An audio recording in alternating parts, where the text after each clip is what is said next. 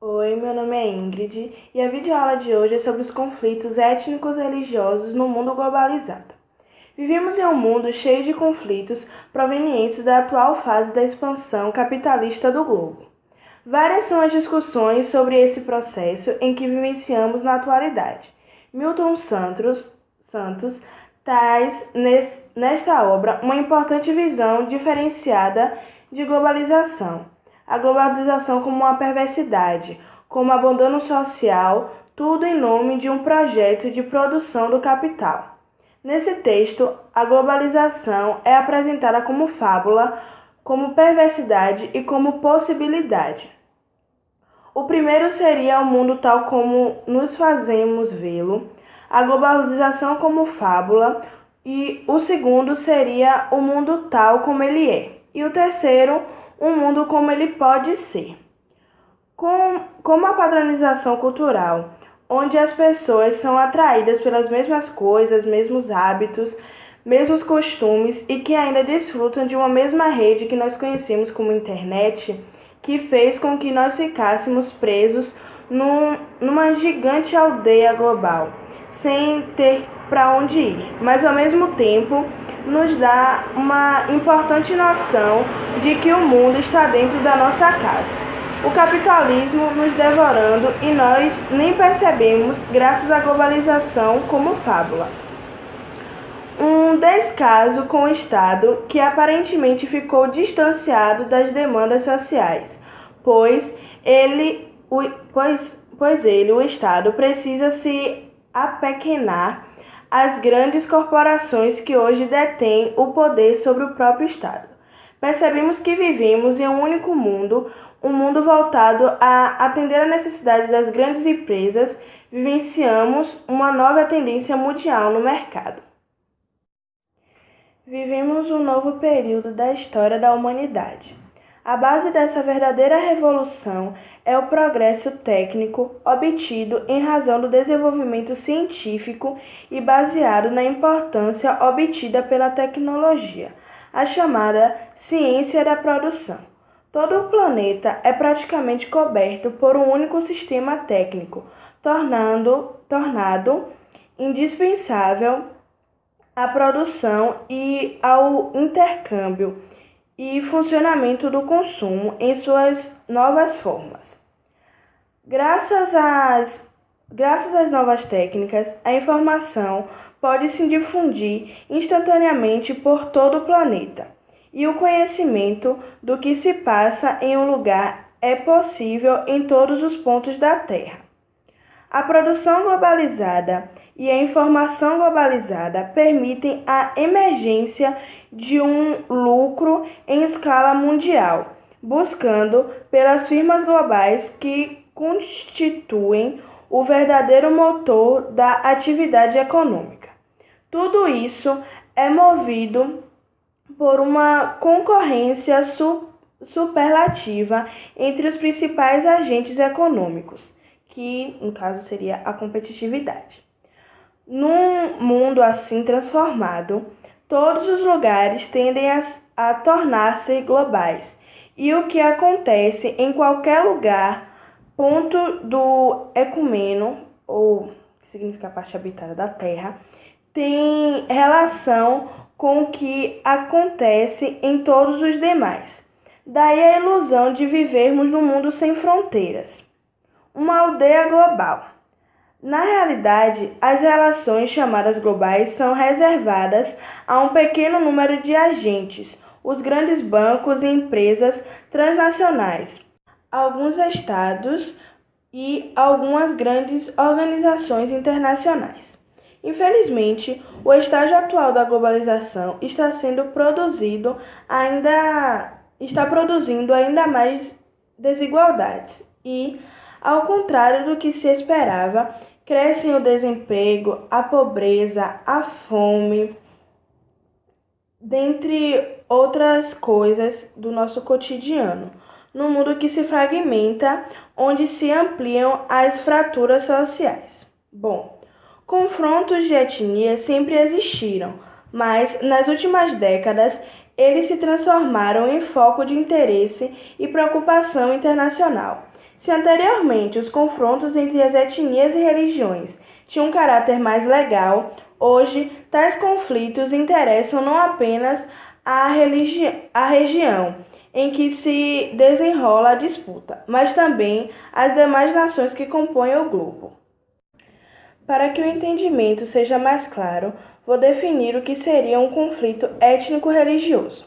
Bom, o conflito étnico-religioso é um termo sociológico para definir qualquer conflito de natureza violenta, bélica ou militar entre dois ou mais grupos étnicos, ou seja, grupos de pessoas de diferentes origens culturais, religiosas, raciais ou geográficas. Esses conflitos podem estar entre diferentes grupos raciais, entre diferentes grupos racialmente homogêneos, mas de grande diversidade religiosa, ou de homogeneidade religiosa e diversidade étnica, e até mesmo entre grupos étnicos e religiosos diferentes. Isso se difere de genocídio, porque muitas pessoas acabam confundindo os conflitos étnicos e religiosos com o genocídio. Vou explicar melhor o que seria. Em que tende a ser praticado contra uma população de presos e impossibilitados de se defenderem, enquanto que um conflito étnico, ambos os lados muitas vezes têm a capacidade militar para atacar o outro, embora muitas vezes um lado é mais poderoso que os outros envolvidos. Além disso, o termo religioso é usado quando os motivos do conflito possuem pretextos mais religiosos do que raciais. Há uma equivocada tentativa de enquadrar todos os sujeitos sociais em uma visão cultural homogênea, e que de fato não ocorre, porque a história dos grupos humanos é diferenciada, variando em conformidade com os locais nos quais vivem, bem como os processos evolutivos pelos quais passaram. Ainda assim, existem sujeitos que não aceitam o diferente, o que se torna ainda pior quando, além do desprezo, geram-se atos violentos contra aqueles que são considerados distintos. O preconceito é pautado em opiniões e posturas negativas em relação aos elementos que diferenciam os sujeitos.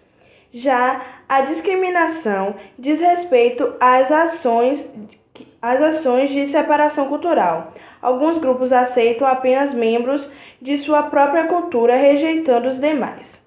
A etnofobia é um conceito que tem sido utilizado como forma de explicar o mesmo fenômeno do racismo, em um contexto em que se evita falar em raça, por conta do peso estritamente biológico da ideia, substituindo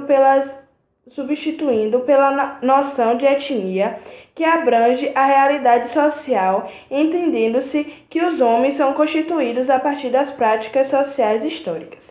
É importante falar e definir sobre isso para que vocês possam entender melhor o próximo tópico que eu vou falar, que é sobre os principais conflitos no globo, os principais conflitos étnicos religiosos no mundo. O primeiro que eu vou citar é o conflito na Irlanda do Norte.